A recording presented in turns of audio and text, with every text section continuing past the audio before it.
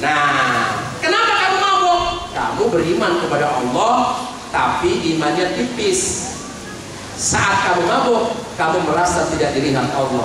Maka orang bertakwa, ahli ma'rifat itu, kemudian naik menjadi ahli hakikat, kemudian dia ahli torekat, dia masuk surga tanpa dihisab. Kenapa? Golongan orang bertakwa. Siapa orang bertakwa itu? Maaf, sampai ceramah ini ada yang mau ditanyakan, mengerti atau kurang jelas? Kalau mengerti, insya Allah gak akan ada yang berani membuka kerudung, gak akan berani selingkuh. Suamimu di Indonesia, kamu gak berani selingkuh, dia gak tahu, tapi Allah melihat kamu. Malaikat mencatat perbuatanmu, dan perbuatan itu akan dibongkar di akhirat. Suamimu menyaksikan, katanya kamu gak pernah selingkuh, kok kamu dompetnya dimasukin si ini, si itu loh. Suami istrinya di Indonesia, aku gak selingkuh cinta. Yaumul kiamah dibuka catatan malaikat Raqib dan Atid. Kamu berbohong selama ini, ternyata kemaluanmu masuk dompetnya si Anu, si ini, si itu, si Aboy, segala macam. Dan bisa nolak. Nanti di yaumul kiamah akan dibongkar kebohonganmu. Sekarang bisa membohongi, nanti di sana dibongkar. Bagaimana rasa malunya? Tak tertahankan. Contoh, siapa yang berani naik panggung, kemudian buka kerudungnya, buka bajunya, buka celananya, pakai celana dalam, pakai BH, buka BH-nya, buka celana dalamnya, pulang jalan kaki. Berani? Ayo sini. Nolak. Di sana nggak bisa nolak, nggak bisa menolak. Tanganmu ngomong megang siapa saja, mulutmu ngomongin siapa saja, bicara. Kemaluanmu kemana saja, bicara. Nggak bisa nolak. Kamu dilihat orang yang paling kamu rasakan malu. Kecuali orang yang tidak pernah membuka aib orang lain, hanya diketahui oleh yang kamu bohongi saja. Nah, takut, dia takut dimasukkan ke neraka dan dibuka aibnya. Maka di dunia tidak berani melakukan maksiat itu karena takut kepada Allah. Itulah wujud takwa, al-khauf minal jalil, orang yang takut kepada Allah. Silahkan kamu bohong sekarang kepada suamimu, SMS-mu bisa dihapus, BB-mu bisa dibohongin, tapi Allah tahu melalui malaikatnya. Allah menyaksikan, malaikatnya mencatat, tidak satu titik pun terlewatkan, dan kamu takut atas catatan itu. Gak bisa disosok. Saya pernah Pak Kiai, saya pernah melakukan itu. Tubu ilallah taubatan nasuha. Bertaubatlah kepada Allah dengan sesungguh-sungguhnya taubat. Bisa jadi kamu ahli neraka, masuknya ke surga tanpa hisab karena taubat yang benar. Bagaimana caranya? Wal amal bitanzil. Ciri orang bertakwa yang pertama al-khauf minal jalil, yang kedua wal amal bitanzil. Beramal berdasarkan yang diturunkan Allah, bukan katanya, aturan ini, aturan itu, tapi pakai ini. Wajib, sunnah, mubah, makruh, halal. Seperti tadi, Allahu Akbar, Allahu Akbar, sholat. Apa hukumnya? Wajib, sunnah, mubah, makruh, haram. Wajib tinggalkan, ambil air wudu, sholat, subhanallah. Kutiba alaikumusiyam, wah puasa ini. Ya. Jadi patokan ini wajib, sunnah, mubah, makruh, haram. Ciri orang bertakwa yang pahalanya tidak bisa diperoleh dengan sholat dan puasa, tapi dia banyak pahalanya. Dari mana? Dari wiridnya, zikirnya, ya. Wirid, berzikir, sholat sunat, sodako, infak, itu langsung pahalanya. Apalagi sodakotun jariyah, wakaf. Misalnya punya uang diwakafkan kepada masjid 500. Itu apa? 500 itu apa? Nama sini NT 500 NT. NT itu apa? Nah, berapa rupiah? 500 itu 150.000. Alah, murah banget ya, 150.000 ke surga. Dilipatkan 700 kali. Di bulan Ramadan dilipatkan lagi. Kamu punya tabungan, tabunganmu hanya di dunia. Kamu mati dari warisan. Tapi tabungan sesungguhmu adalah wakaf, sodako. Kalau sodako, kamu mati nggak bisa bersodako lagi. tahajud mati, nggak bisa tahajud lagi. Tapi kalau wakaf, kamu mati, nggak pernah berbuat dosa lagi, hanya pahala yang kamu dapat dari wakafmu itu. Di sini ada lahan wakaf. Bagi teman-teman di Cung di sana, saya lihat pada, oh ini mau bikin masjid, ini kesempatan ini. Bisa seminggu sekali dari tiap gajimu dipotong 50, 50, 50 atau 100, 100, 100, kecil ke surga cuma segitu. Tapi itulah yang kamu ikhlas. Aku 10 saja, 50 saja, kalau nggak malu ya 50 lah, saya katakan, saya rahisi. Tapi pahala yang besar. Kemudian siapa lagi dapat pahala besar? Yang mengkoordinir uang yang dikumpulkan itu. Dia tidak berani mengutipnya walaupun 1 sen, karena itu adalah wakaf. Dan dia takut dicatat oleh malaikat Raqib dan Atid atas kecurangan itu. Carilah orang yang amanah seperti itu. Dalam waktu beberapa bulan saja pasti Cung berdiri. Selama masjid itu berdiri, pahala mengalir kepadamu. Kalau kamu anak soleh, bisa jadi atas nama ibuku yang sudah meninggal. Maaf kalau dicatat ibuku Siti binti Fulana, sedikit, tapi yang dilihat bukan jumlahnya, keikhlasannya itu. Kalau punya uang 100 bagi 2, sanggup? Sanggup, 50-50. 100 MT. Kalau punya 1 miliar, sanggup nggak 500-500?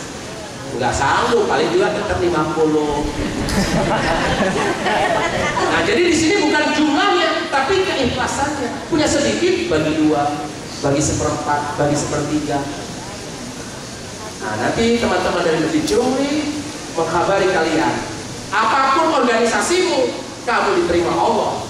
Boleh beda-beda organisasi, tapi satu kesamaan, akidahnya sama, wakaf sama, sholat Jumat nggak ada yang hari Sabtu, nggak ada yang hari Kamis. Sholat Jumat, oh kalau di sini organisasiku Jumatannya Kamis. Oh kalau Pak Guyuban Jawa Timur Selasa. Sama semua Jumatnya. Itu huwa. Organisasi namanya beda, silahkan aja beda. Oh, nama masing-masing aja beda, ada Sulastri, Sulasmi, ada siapa lagi, Tukina, Tumini, Mukidi, ada Tarmikun, ada Midun, ada Gopar, ada Gopar. Jangan Gopar, goblok parah. Gopar, Gofur, Abdul Gopar, Abdul Gofur. Jangan Gopar. Yang ketiga, orang bertakwa itu yang ketiga, yang suka senantiasa rajin mengumpulkan pahala surga dengan wakaf. Yang keempat, waridho bil qalil. Ciri-ciri orang ahli surga itu dan ridho dengan penghasilan yang sedikit. Bosmu gajinya banyak, tak peduli. Kamu sedikit, kamu terima. Dengan gaji sedikit itu, kamu tabung di surga, kamu tabung di dunia. Yaitu yang ke surga, yang kamu kirim ke saudaramu yang sekolah, ibumu yang mengharapkan. Tapi yang tabungan dunia, kamu berikan emas untuk simpananmu. Kamu tabungkan itu tiket, itu pahala juga itu. Tapi yang ke surga, yang untuk keluargamu, saudaramu, anakmu, istrimu, membantu suami, dan wakaf. Nah, wakaf ini nggak berhenti. Insya Allah kedepannya, walaupun saya tidak sering kesini, bisa konsultasi melalui telepon, SMS. Kalau saya ada tiket, saya akan kesini. Insya Allah. Aku tertarik di sini, kayaknya lumayan. Oke, maboknya oke juga. Mesti dibina terus ini. Kita tidak seperti binatang, ya. Senang dia.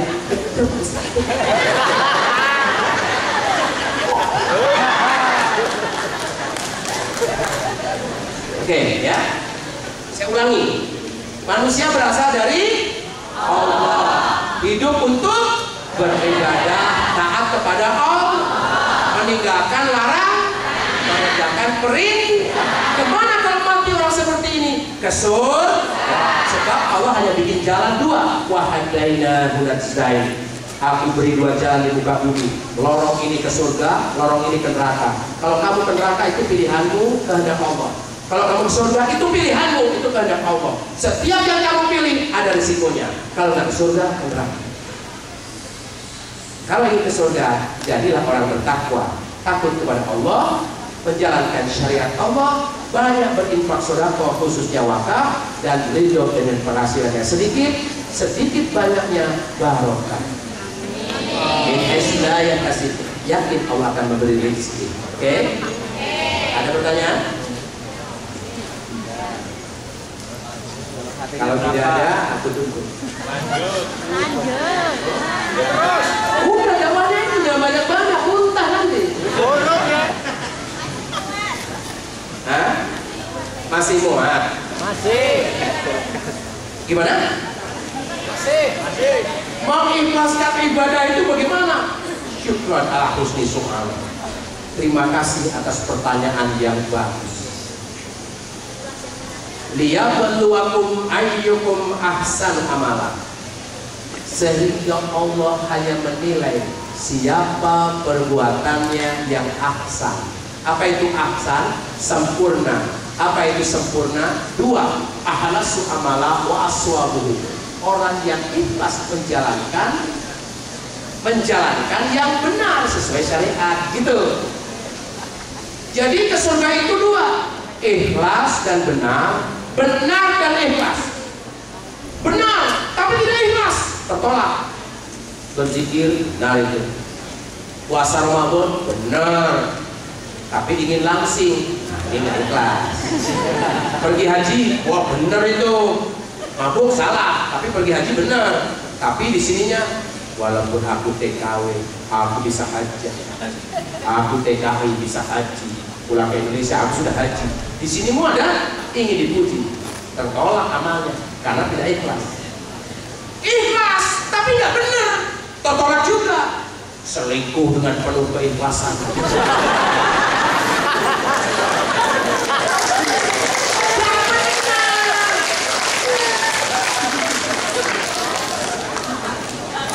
Mabok dengan ikhlas, pacaran dengan ikhlas, ikhlas tapi nggak benar. Kenapa bisa nggak ikhlas Pak Ustaz? Ada penyakit di hatimu. Ada penyakit di hatimu. Mau tahu penyakit itu? Penyakit hati ada berapa?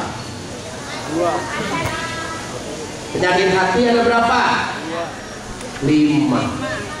1. Riya. 2. Sum'ah. 3. Ujub. 4. Takabur. 5. Mandilah. Bahas? Benar? Udah capek? Aku lelah loh. Bisa saja aku berceramah seperti ini, tapi hatiku tidak ikhlas. Ada riya misalnya ya. Dan amalku yang capek itu hilang, diganti dosa. Begitu riya. Riya itu datang kepada hati manusia dan tidak ada orang yang bisa tahu orang itu riya. Misalnya gini, aku turun ke bawah, kalian motret, kalian tidak tahu apakah aku berasa sombong apa enggak, kalian tidak tahu. Yang tahu aku dan Allah, gitu ya. Nah, riya itu datang kepada hati. Kapan datangnya? Sering-seringnya itu ketika bersedekah, tahajud, baca Quran, bersedekah, tahajud, baca Quran, itu ya. Contohnya 3 aja. Tahajud. Ketika kamu ingin tahajud, apa sih tujuan tahajud? Ridho Allah. Ingin dapat ridho. Puasa 5 waktu, sholat 5 waktu belum tentu diterima. Tapi kalau sholat sunnah, sholat duha, sholat tahajud, sholat qiyamul lail, ya sunnah-sunnah nafilah, langsung pahalanya. Ya, syaratnya yang wajib harus dilakukan dulu. Yang wajib belum tentu dapat pahala. Itu. Tapi yang sunnah-sunnah dapat. Nah, ketika kamu mau melakukan tahajud, di hatimu ingin dilihat orang. Mungkin teman, mungkin mertua. Misalnya kamu jadi ketua apa gitu. Gak pernah tahajud, jadi sering tahajud supaya kelihatan dia ketuaan. Tahajud itu orang yang lihat, wah hebat dia, hebat ketua kita ini tahajud.